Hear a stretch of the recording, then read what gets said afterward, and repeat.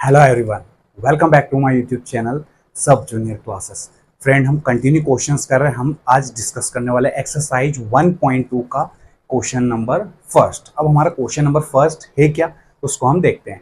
तो सिंपल सा क्वेश्चन है आज का हमारा कि रूट 5 जो है, यहाँ पर क्वेश्चन शो हो रहा है आपको कि रूट 5 को प्रूफ करो कि ये जो नंबर है वो इरेशनल है। ठीक है, तो क्वेश्चन को हम यहाँ पर स्टार्ट करते हैं कि रूट 5 हमारा इरेशनल है। इंट्रोडक्शन पार्ट में सारी चीजें मैंने क्लियर कर दी। बेसिक कॉन्सेप्ट आपको 1.2 का जो थ्योरम है वो भी इजीली मैंने आपको बता दिया। ठीक है, तो आज हम क्वेश्चंस को स्टार्ट करते हैं। तो जो भी अपने नए हैं चैनल पर, चैनल को सब्सक्राइब करके बेल आइकन को प्रेस कर दीजिएगा, जिससे आने वाले सारे वीडियो आपके पास जल्दी से जल्दी आ सके, क्योंकि आशीष सर की क्लास से यहाँ पर मैथ्स आपको बिल्कुल बेसिक लेवल से कराया जाएगा। ठीक है, तो क्वेश्चंस को हम स्टार्ट करते हैं। यहाँ पर फर्स्ट स्टेप में हम करेंगे यहाँ पर let root 5 be a rational number. ठीक है, हमने बोला था कि अगर इरेशनल है तो उसको हमको प्रूफ करने के लिए पहले क्या करेंगे, हम उसको रैशनल, उसका अपोजिट लेंगे, वैसे करके हम इसको सॉल्व करेंगे। ठीक है, ये फर्स्ट स्टेप हो गई।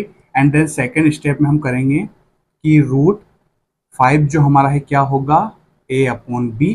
और यहाँ पर मैंने बताया था a एंड b आर को प्राइम। ठीक है, अब यहाँ पर कोई दिक्कत नहीं आनी चाहिए। नए बच्चों को थोड़ी प्रॉब्लम आई, इसलिए पहले इंट्रोडक्शन पार्ट देख लीजिए, उसके बाद सारी चीजें आपको क्लियर हो जाएगी। को प्राइम का मीन जिसका कॉमन फैक्टर 1 हो, मतलब ऐसे दो नंबर जिनका कॉमन फैक्टर 1 हो। ठीक है, तो ये इंट्रोडक्शन पार्ट में आप वीडियो देख सकते हो। ठीक है, इसके बाद आगे हम अगला स्टेप में जाएंगे, तो क्या करेंगे, इसका मल्टीप्लाई इसमें कर दें, तो ये हो जाएगा बी रूट 5 या 5 रूट बी, ये हो जाएगा। अब थर्ड स्टेप हमारी क्या थी, स्क्वायरिंग बोथ द साइड। ठीक है, तो अगली स्टेप करेंगे हम स्क्वायरिंग बोथ साइड्स।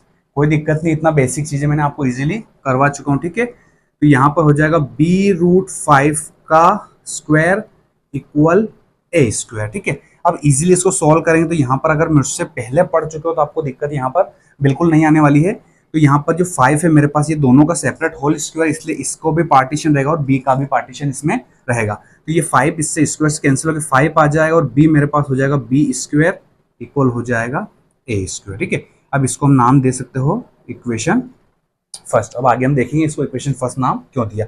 अब यहाँ पर 1.2 में थ्योरम में हमने पढ़ा है कि अगर ये नंबर डिवाइड करेगा ए स्क्वायर को, तो ये नंबर डिवाइड करेगा ए को भी। तो यहाँ पर लिख सकते हो आप कि 5 divides a square, then 5 also divide, direct कर रहा हूं मैं, ए है ना, आप पूरा लिख दीजिएगा उसको डिवाइड, इसको भी डिवाइड करेगा। यहां तक भी आपको कोई दिक्कत नहीं होनी चाहिए। अगली स्टेप में मैं लूंगा लेट अनदर इंटीजर सी। ठीक है, मैंने अनदर इंटीजर, एक नया इंटीजर है वो सी ले लिया है। अब उसको भी हम देखते हैं। ठीक है, तो यहां पर जो सेम टर्म यूज किए मैंने यहाँ पर 5 भी, तो यहां पर मैं अगली स्टेप पे लिखूंगा यहाँ पर 5c।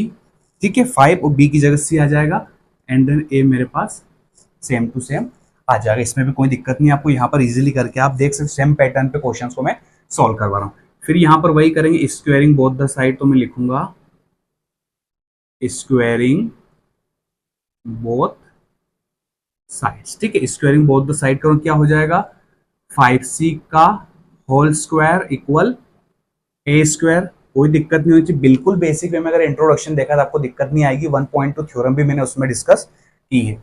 अगला ये हो जाएगा मेरा 5 5 जा 25, and then C square equal A square. ठीक है, यहाँ पर आ गए हम। इसको आप चाहो तो इक्वेशन नाम 2 दे सकते हो, और नहीं भी चाहो तो कोई दिक्कत आपको नहीं है। सर, अब मेरे पास अगर यहाँ पर भी ए स्क्वायर की वैल्यू है और यहाँ पर भी ए स्क्वायर है, मतलब इस वाले टर्म को और इस टर्म को मैं एक दूसरे के इक्वल रख सकता हूँ। तो नेक्स्ट स्टेप में मैं करूंगा 25 सी स्क्वायर इक्वल, जो ए स्क्वायर है इसी इक्वेशन में, उसमें ए स्क्वायर की वैल्यू में पुट कर रहा हूँ 5b स्क्वायर, 5b स्क्वायर।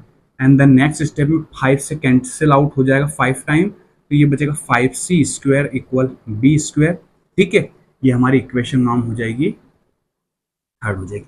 अब सर यहाँ पर कुछ समझ में आ रहा है कि आपको कि 5b square equal A square, मतलब ए और बी के बीच में रिलेशन है, लेकिन कॉमन फैक्टर यहाँ पर 5 है, और यहाँ पर भी c और b और c के बीच में कॉमन है क्या है 5 है, तो इन दोनों में भी कॉमन हमारा क्या है 5 में, मतलब बी और ए में भी रिलेशन में 5 कॉमन है और बी और सी में भी 5 है, मतलब ये वाली इक्वेशन फर्स्ट है और ये भी सेम है, तो मैं बोल सकता हूँ कि 5c² डिवाइड करेगा b² को, देन 5c² डिवाइड करेगा b को भी, बिल्कुल सर बोल सकते हो 1.2 थ्योरम में। तो यहाँ लिखोगे 5 divides b², then 5 also divide, पूरा लिख लीजिएगा आप b, है ना, अगर 5 डिवाइड करता है b² को तो देन 5 डिवाइड करे b को, जो थ्योरम में हमने इजीली पढ़ा है वही चीज मैं यहाँ पर कर रहा हूँ।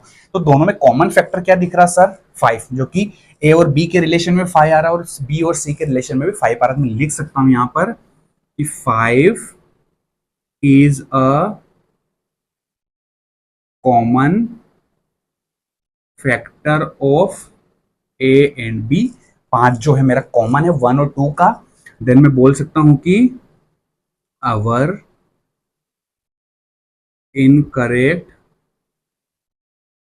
incorrect assumption that √5 is